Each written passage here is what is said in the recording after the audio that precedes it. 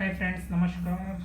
मैं आपका सोनी शेख बात कर रहा हूँ। फ्रेंड्स, आज हम लोग ऑडिट जो environment health and safety audit कैसा किया जाता, सिंपल और शॉर्टकट मेथड में मैं आपको बताता हूँ।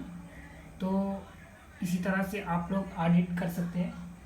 तो देखो दोस्तों, ये सबसे पहला जो है, ये तो हम लोग redevelopment of Gandhinagar railway station project में हम लोग इस ऑडिट का किया था। तो इसमें क्या है, मेन से जो प्रोजेक्ट इन्फॉर्मेशन जो है ये यहाँ पे दिखाई दे रहा है। तो नेम ऑफ प्रोजेक्ट, मतलब ये देखो यहाँ पे जो सिंपल में दिया है, जो नेम ऑफ प्रोजेक्ट, जो प्रोजेक्ट का नाम क्या है लिखना पड़ेगा। तो यहाँ पे जो है हम लोग जो प्रोजेक्ट है वो प्रोजेक्ट का लिख सकते हैं। ये टाइप ये क्या है, कमर्शियल है कि या इंटरनल ऑडिट है, तो जो भी है वो लिख सकते हैं। आप लोकेशन लिख सकते हैं। डेट ऑफ द ऑडिट ये 2017 की बात है, जो आपका अंडरस्टैंडिंग के लिए जो दिया हूँ, तो वो डाल दीजिए। तो ऑडिट मेंबर्स है, जो ऑडिट मेंबर्स कौन ऑडिट कर रहा है, मतलब कि जो एक्सटर्नल पार्टी है, हम तो जो एक्सटर्नल पार्टी से करवाए थे। जो ऑडिट मेंबर्स है, तो ऑडिट मेंबर है उसका वो कुछ डिजिग्नेशन वो डाल दिया है। और प्रोजेक्ट हेड, मतलब जो हमारा प्रोजेक्ट का हेड कौन था, तो हेड जो है उसका डाल दिया है। और कोई भी कंपनी का नाम यूज़ नहीं करना, बट यहाँ हम लोग जो है वो कंपनी का नाम डाल दीजिए। या दोस्तों, जो यहाँ पे ऑडिट में कौन कौन है इसका जो दिया है, जो ये जो आपको और भी यह दिया है, जो पर्पस ऑफ ऑडिट जो है, जो स्टैंडर्ड का हिसाब से है कि नहीं, ये सब चेक किया जाएगा। तो इसी में दोस्तों यहाँ पे देखो, मैं अभी हाईलाइट कर रहा हूँ तो आपका अंडरस्टैंडिंग है। स्पेसिफिक और कवर कौन सा एरिया को कवर किया है आपको इस ऑडिट में, ये दिया है। तो यहाँ पे जो दिया है, और documentation check and open meeting details जो है, कौन कौन जो उस मीटिंग में अटेंड किए थे वो भी यहाँ पे है। देखो यहाँ पे जो है इसमें यहाँ सोनी शेख सेफ्टी ऑफिसर, मैं इस ऑडिट को डील, मतलब कि जो साइट ये चीज़ पर्सन में मैं था। तो हम ऑडिट में जब अटेंड किए थे, जब मैं वो उस प्लान का नया ही था, तो देखो एनवायरनमेंट एक्सपेक्ट से क्या देखना था वो ऑडिट में। देखो यहाँ पे जो मैं हाईलाइट कर रहा हूँ, जो एनवायरनमेंट एक्सपेक्ट्स जो है, जो डिस्क्रिप्शन ऑफ ऑब्जर्वेशन, जो मतलब उसका जो साइट लेवल ऑब्जर्वेशन क्या था, उन्होंने वो बताए थे। Risk hazard and risk rating, ये मेरे को बहुत अच्छा लगा। हजार्ड रिस्क रेटिंग जो क्लियर से दिए थे, और करेक्टिव एक्शन और रिकमेंडेशंस भी दिए थे। उसके साथ साथ में करेक्टिव एक्शन हम लोग क्या करना है वो उसको दिए, और प्रिवेंटिव एक्शन भी दिए थे। उसमें प्रिवेंटिव एक्शन में तुरंत अगर हम उसको क्या करना है शॉर्ट टर्म में, या उसको लॉन्ग टर्म में क्या करना था, वो दिए थे। तो देखो दोस्तों, यही है कि जो उन्होंने जो ऑडिट किए थे वो बहुत मेरे को भी अच्छा लगा। तो देखो लॉन्ग टर्म में क्या करना था वो भी दिए थे। तो उसके साथ साथ में और एविडेंस के लिए कुछ फ़ोटोज़ भी हमको दिए थे।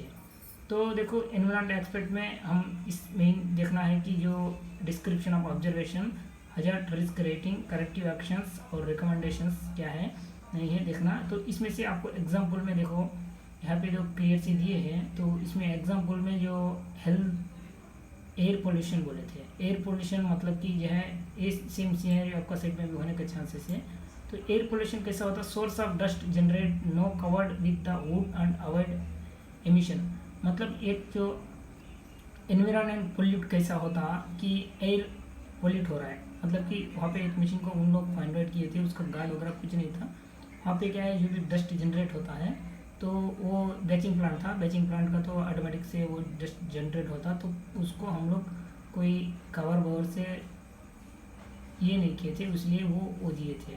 तो इसके साथ साथ में देखो हेल्थ रिलेटेड कुछ दिए थे, वो बहुत सारे काफ़ी पॉइंट्स दिए थे। लेकिन उनका ऑडिट का स्टाइल जो था वो भी बहुत अच्छा है। तो इस तरह का अगर ऑडिट अगर हम लोग करेंगे, बहुत अच्छा था। विथ स्टैंडर्ड से दिए थे, जो भी ऑडिट में पॉइंट दिए थे तो वो वैलिड पॉइंट्स थे, वो अच्छा सा दिए थे। तो इस हिसाब से देखो, फॉर एग्जांपल उन्होंने एक वर्केट हाइट का भी देखा था। वो वर्केट हाइट के लिए देखो यहाँ पे जो दिया है, वर्केट हाइट्स, जो वर्केट हाइट जो दिए थे, वर्केट हाइट में क्या है, 2 workman found work at height without using any fall protection device. मतलब जो 2 बंदे ऊंचाई पर काम कर रहे थे, तो कोई फॉल प्रोटेक्शन सिस्टम को इस्तेमाल नहीं कर रहे थे, जैसा कि वो यहाँ पे दिया है आपको। यहाँ जो फोटो में दिखा रहा हूँ मैं, यहाँ जो बंदा है वो करीबन 3 मीटर तक या 2 मीटर के ऊपर में वो बताया था, तो 3 मीटर तक वो कुछ कर रहा था। तो क्या है, उसका कोई भी फॉल प्रोटेक्शन डिवाइस नहीं था, तो उसकी दिए थे। तो उसको क्या क्या होने का चांसेस है, fall of person, collapse of platform, high risk. तो उसके लिए हम क्या करना था, adequate working platform shall be provided, support shall be fixed with use of scaffold clamp, PPE shall be provided and shall ensure it is used while working at height pass test like Virgio shall be done by a site MBBS doctor.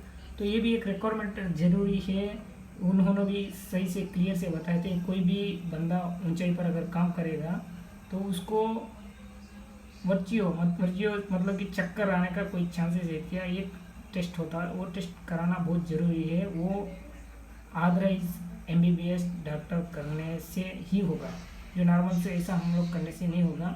तो और इसके साथ साथ में वो बता रहे थे, adequate platform shall be provided working at height, ensure use requirement privilege, scaffold shall be check a competent person. जो उन्होंने परमानेंट सोल्यूशन के लिए ये बताए थे, जो स्कैफोल्डिंग का। इसी तरह से उन्होंने ऑडिट किए थे, तो ऑडिट बहुत अच्छा लगा था।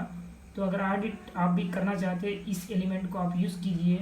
जनरली इसको साइट ऑब्जर्वेशन के हिसाब से भी देख सकते हैं, लेकिन ऑब्जर्वेशन में आप इतना सारा नॉलेज तो बहुत चाहिए तभी हो पाएगा। देखो जैसा कि अभी उन्होंने बताए थे, इसी हिसाब से अगर आप ऑडिट में अगर या ऑब्जर्वेशन में आप यूज़ कर सकते हैं, नो इशू। यहाँ पे देखो जो दिया है वो उसके हिसाब से आप देखो अप टू आप है तो देखो जो डिस्क्रिप्शन ऑफ ऑब्जर्वेशन क्या है, आप क्या ऑब्जर्व किए थे, हजार रिस्क रेटिंग क्या है, वो हाई है, मीडियम है, लो है, अगर वो लिख सकते। करेक्टिव एक्शन एंड रिकमेंडेशन, अगर करेक्टिव एक्शन क्या है और रिकमेंडेशन क्या है वो दिए रिकमेंडेशन। और प्रिवेंटिव एक्शन में 2 टाइप दिए हैं, वन इज जो है वो शॉर्ट टर्म है, वन इज जो है जो लॉन्ग टर्म है। तो उसके साथ साथ में आपको एविडेंस के लिए फ़ोटो दिए थे। तो बहुत अच्छा ऑडिट था। इसी तरह से आप साइट ऑब्जर्वेशन भी इसी तरह से कर सकते हैं।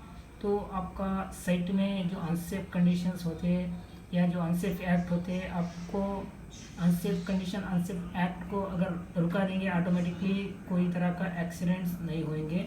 तो इसीलिए आप इस ऑडिट को एक जैसा बोलते हैं, एक ऑडिट को एक सेफ्टी कल्चर टूल जैसा बना के आप लोग यूज़ कर सकते हैं। Thank you very much for watching my video. देखो इसी तरह सा है, आपको मैं जो फॉरवर्ड करके दिखा रहा हूँ, वो हर कोई पॉइंट लोकेशन पे जब भी गए थे वो तो देखे थे। तो देख के जो भी इलेक्ट्रिकल पॉइंट्स हो जाए वो रिकमेंड किए थे। जैसे कि फॉर एग्जांपल यहाँ पे इलेक्ट्रिकल पॉइंट इलेक्ट्रिकल दिया था, इलेक्ट्रिकल सेफ्टी में wooden base shall be use any electrical boards, जो कोई भी इलेक्ट्रिकल बोर्ड्स को wooden shall be not use, मतलब वुडन का कोई भी यूज़ नहीं करने का वो बता रहे थे। वो इलेक्ट्रिकल शॉक होने का है, फायर एक्सप्लोजर हाई रिस्क है।